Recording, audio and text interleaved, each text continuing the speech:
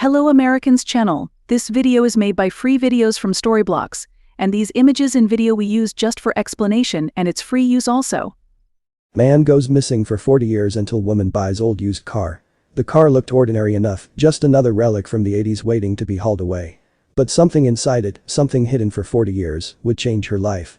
She didn't know it yet as she walked through the auction lot that the past was quietly parked before her.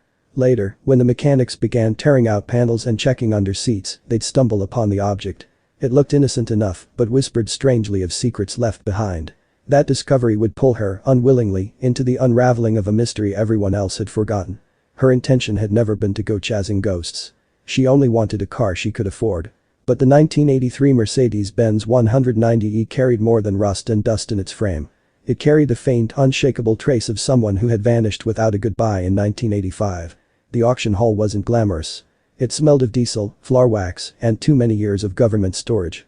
Rows of vehicles, some battered, some barely used, sat beneath buzzing fluorescent lights. Police impounds, seized property, and surplus cars all found their way here, waiting for new owners. Margaret blended in with the other bidders, though she wasn't the usual type. Most were dealers in work boots or retired men looking for bargains. She was in her early 40s, hair pulled up in a messy bun, and she was desperate not for a project, but for wheels. Her eyes stopped on a 1983 Mercedes-Benz 190E, the so-called baby Benz. The paint was dull, faded to a tired gray blue, the chrome trim long gone dull. The odometer was a graveyard number, the interior cracked and sun-worn. She groaned inwardly. This was no dream find. Back in 1993, when she graduated high school, this was the car she'd dreamed of. She remembered the glossy ads in magazines and how it seemed like luxury shrunk to fit a suburban driveway. But she couldn't afford it then, and now here it was, decades later, a broken shell. Margaret's last car, a 20-year-old Corolla, had coughed itself to death 3 weeks earlier. She couldn't swing alone, not with her part-time cashier job and rent bleeding her dry. Public buses didn't reach her late-night shifts. She needed something cheap, even if it looked like scrap. The bidding started low. No one raised a hand. A car like this meant endless repairs and parts that weren't cheap. Margaret raised her paddle with trembling fingers, hoping no one else would bother. They didn't. When the auctioneer banged the gavel, it was hers for less than a month's wages. Signing the papers, her stomach sank. She should have felt triumph, but instead she felt dread. What if it gave her only endless trouble? What if she'd just wasted money she couldn't spare? She touched the window of the car, stared at the cracked dash, and whispered, "God, what have I done?" The smell inside was what she expected. Old upholstery, dust, something metallic, and perhaps a faint trace of something else that she couldn't place. It was an old car after all. The seats were cracked, the radio was missing, and the odometer showed over 200,000 miles. But she wanted to believe it had potential. When she pulled up to the local garage, the baby Benz sputtered, rattled, and stalled twice. Ken, the shop owner, let out a long whistle. "Lady, this thing's half rust, half hope." Margaret flushed, muttering, "It's all I could afford." He softened. "All right. Let's see what we can do." Normally, the surprises during a restoration were mechanical rust in the wheel wells, bad wiring, maybe a blown head gasket. Margaret expected all of that and more, and dreaded the bill. But when the call came the next day, Ken's voice wasn't grim about repairs. It carried a whiff of something stranger. "We found something in your car," he said, pausing. "Not a busted part. Something else. You'd better come in and have a look at it yourself." Margaret's first thought was drugs or a gun, some leftover from the impound. Her chest tightened. The last thing she needed was the police hauling her in. Inside, the shop smelled of engine oil and fresh coffee. The car sat on a lift, wheels removed, panels half open. The owner, Ken, gestured for her to follow. He didn't say much as he led her past tool benches, toward a small work table where an object lay waiting. Ken beckoned her over. A small evidence bag sat there. Inside it were a dusty 35mm film canister and a folded note, the paper yellowed, edges curled like old petals. It was not what she had expected, and so she looked at Ken quizzically. "That was under the back seat," Ken explained, rubbing his jaw. "Wedged so tight we had to pry it loose. Strange place to leave a film roll. And the note was wrapped around it." He hesitated. "We didn't open it. Thought it best you see it first and take a call." With trembling hands, Margaret slid the note free. The writing was sharp, hurried. "Leaving soon. Don't wait up. D03 Mar 1985. That was all. There was no name or explanation. Just that single line, a whisper left behind for someone who never found it. Margaret lifted the film canister and the folded note with careful fingers. Ken crossed his arms. "You want me to call this in? Police, maybe. Could be nothing, could be trouble." Margaret hesitated, then shook her head quickly. "No. No police. I'll just hang on to it for now. She slipped the canister and note into her bag, heart pounding. The sensible thing would be to drop them in a drawer and forget them entirely. But the words on the note kept burning through her thoughts. Why was a note from 1985 still in the car? Was the note and film stash meant for someone specifically? Was it some sort of keepsake? And so began the strangest adventure of Margaret's life, one that would take her back in time, on the trail of a person declared missing, into newspaper archives and conversations with people who remembered what others had long buried. All because she bought the only car she could afford at an auction. The next afternoon, she stood in the little one-hour photo shop 2 towns over, embarrassed as she slid the dusty roll of film across the counter. The clerk raised an eyebrow. Been a while since I've seen one of these. Margaret muttered something about cleaning out an old car. When she picked them up the following day, the photos stopped her cold. They were of a young man, shaggy dark hair and a confident grin, leaning against a gleaming Mercedes-Benz 190E, the very car she had dragged from the auction. Other shots showed him smiling at the wheel. Some were scenic shots of what evidently seemed like a drive up north. Margaret spread the prints across her kitchen table that night. Most of the photos featured the car. Whoever he was, he'd been proud of that car when it was new. The handwriting on the note suddenly felt heavier, like a voice cut off mid-sentence. Against her better judgment, she opened her laptop and began an image search. It didn't take long. Within minutes, the same face stared back at her from grainy scans of old newspapers. David Armitage, 25, missing since March 1985. Headlines whispered of unanswered questions. No leads in Armitage case. Family appeals for help. Margaret's pulse hammered. She was holding the pieces of a vanished life. She stared at the articles, her pulse quickening. What did it mean? It seemed like he owned the car. Or could it be that someone else had hidden his belongings inside? Her mind spun with possibilities both dark and mundane. The mystery felt tangible, like dust on her fingers, impossible to ignore. She dug deeper, clicking through archive links, then drove out to the local library when the free internet clippings ran out. The librarian, Mrs. Hanley, raised an eyebrow when Margaret asked about newspaper records from 1985. "You're not the first to come digging about David Armitage," she said softly. "But it's been years since anyone asked."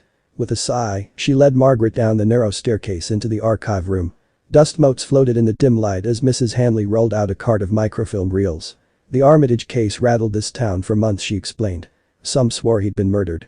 Others whispered he skipped out on debts. No one really knew. It just ended." Margaret threaded the film into the reader, squinting as headlines flickered across the screen. March 12, 1985. Young man missing after night out. March 20. Police expand search to riverbanks. April 3. No leads in Armitage case. Family pleads. Each article carried the same hollow uncertainty. She scoured the internet again until her eyes blurred, but apart from old clippings and half-dead message boards, there wasn't much.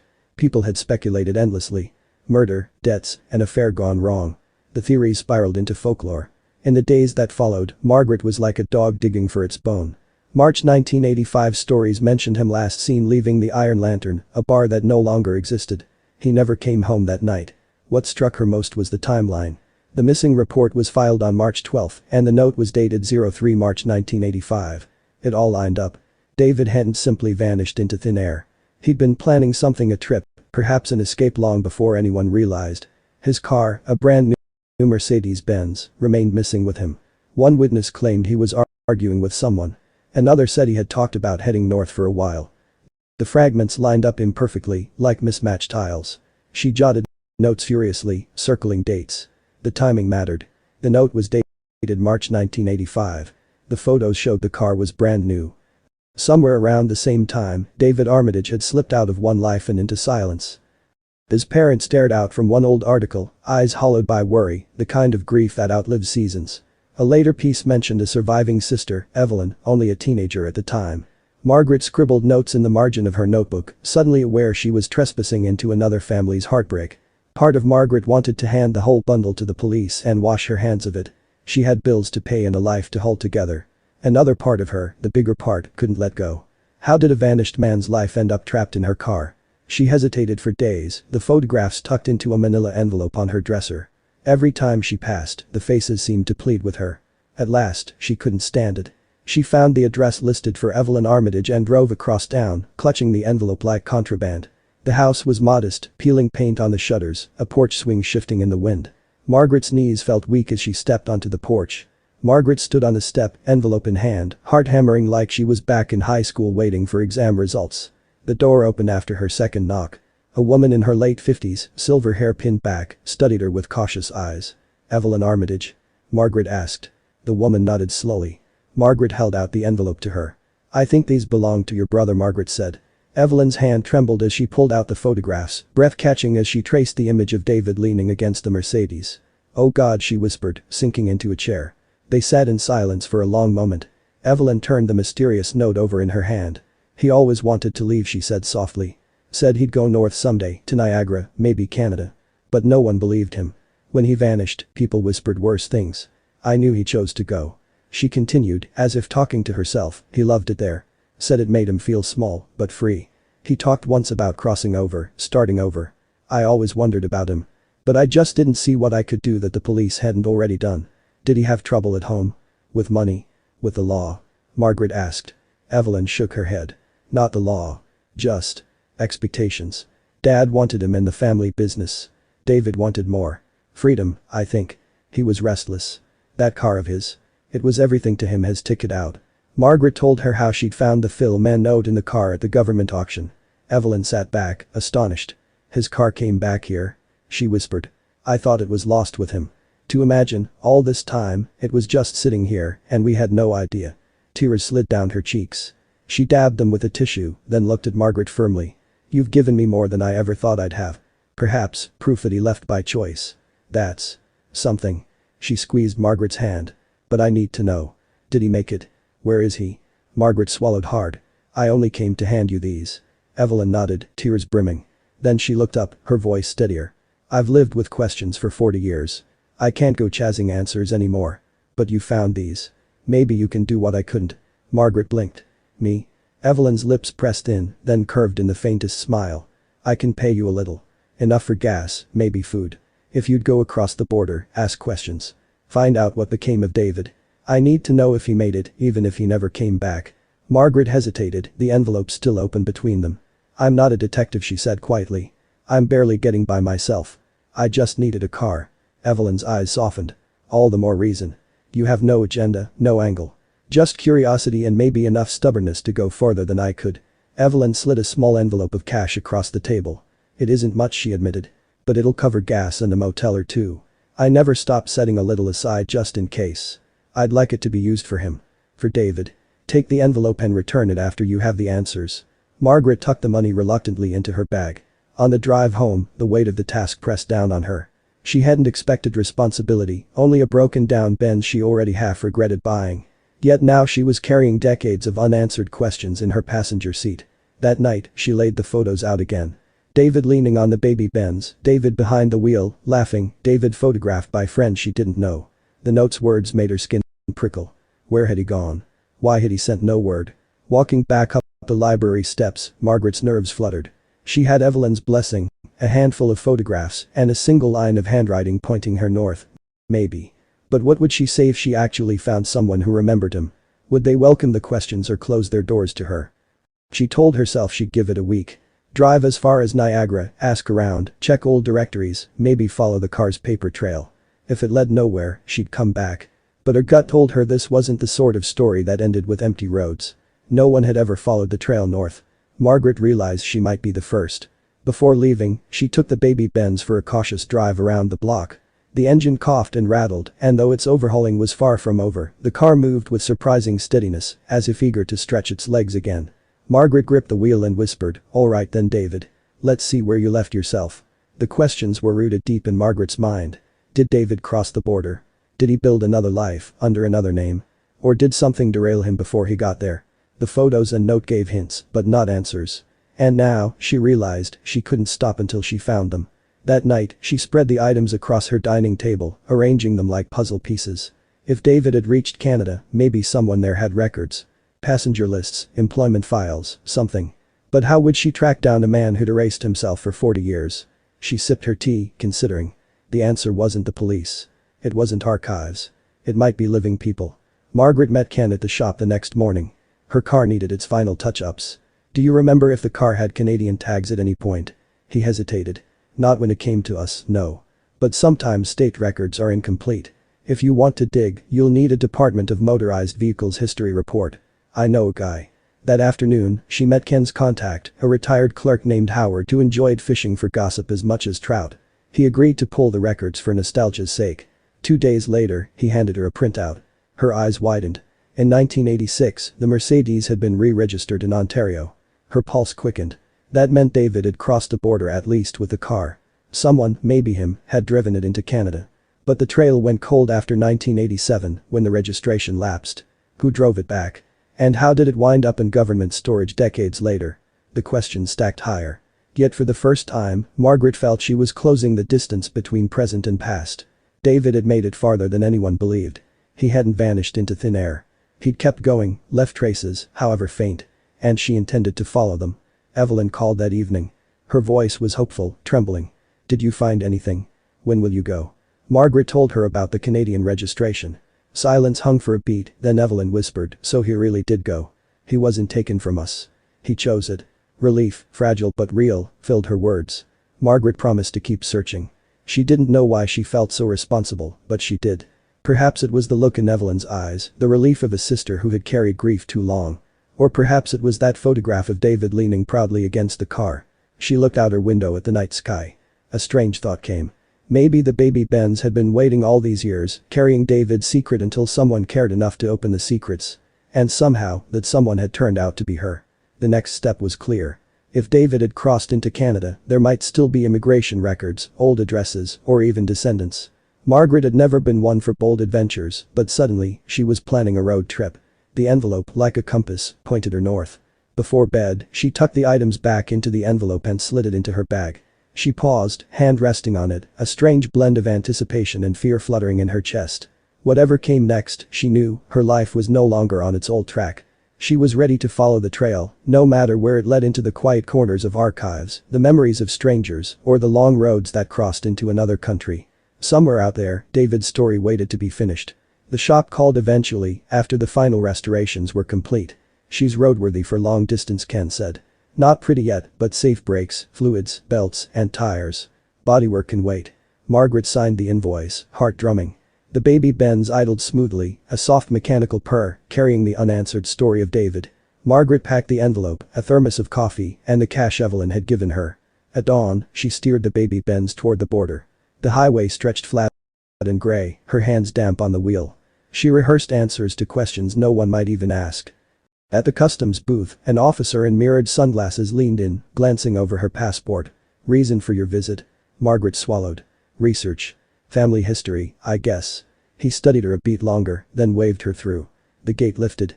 The car rolled forward, carrying her into a country where David's trail still lingered. Her first lead was St. Catharines, Ontario. A service diesel hidden under the hood bore the name Mapleview Motors and a faded 1986 date. If the car had been serviced there, then perhaps she might find out more about what had become of its original owner. She drove north. At Mapleview Motors, a white-haired mechanic named Vin studied the Mercedes through the office window.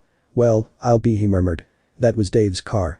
He worked here a summer, swept floors, and paid cash for repairs. A good kid. Haven't thought of him in years. Margaret's chest tightened.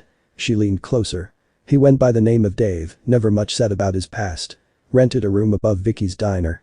Couldn't keep it Ben's forever, though. He sold it before winter. I think a dealer from Buffalo bought it at auction later. That's probably how it ended back in your country. 2 blocks away, Vicky's diner smelled of coffee and fried onions. A woman in her 70s, with sharp eyes softened by kindness, nodded when Margaret mentioned the name. Dave Lake, he called himself. Polite, hard-working. Played guitar at our open mic nights. He left his mark here, that's for sure.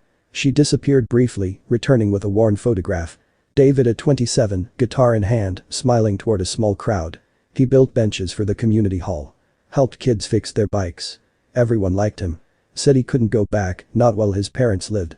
Too much hurt, he felt. Margaret asked quietly what became of him. Vicky's face grew gentle. He stayed here the rest of his life. Opened a little woodworking shop, taught apprentices. Died about 10 years ago, heart trouble. It was peaceful, at home, and with friends around him. We still talk about him like he's just stepped out. The weight of it settled on Margaret's shoulders, but it wasn't sorrow alone. There was comfort in knowing his life had ended not in mystery or violence, but in community. People lit up when he walked in, Vicky said, eyes shining. That's his legacy. He left warmth behind. As for the baby Bens, the trail was simpler now. After selling it in 1986, the Canadian buyer kept it only briefly before reselling it across the border. From there, it passed through dealers, eventually repossessed in the 90s. Forgotten, it fell into government storage until the auction. Margaret still had many questions. For instance, what about the undeveloped roll of film and the handwritten note? But who could tell now? Probably, David intended to send them to his sister and then backed out, fearing it would be traced back to him. Perhaps, he forgot he had stashed it under the seat when he sold it. Margaret drove away slowly, the envelope on the seat beside her. The car's riddle was solved, and thankfully, there was no blood involved, only a man who chose a new life and built something worth remembering. She realized, then, she wasn't carrying a ghost. She was carrying a legacy, long buried, but now alive again. Later, Margaret sat once more in Evelyn's living room, the photograph from Canada on the table. She spoke gently of David's life there, his work, music, friendships, and peaceful passing. Through the tears, Evelyn's smile was steady. She whispered, he lived the life he wanted. Margaret squeezed her hand, feeling the weight of 40 years finally ease into something lighter.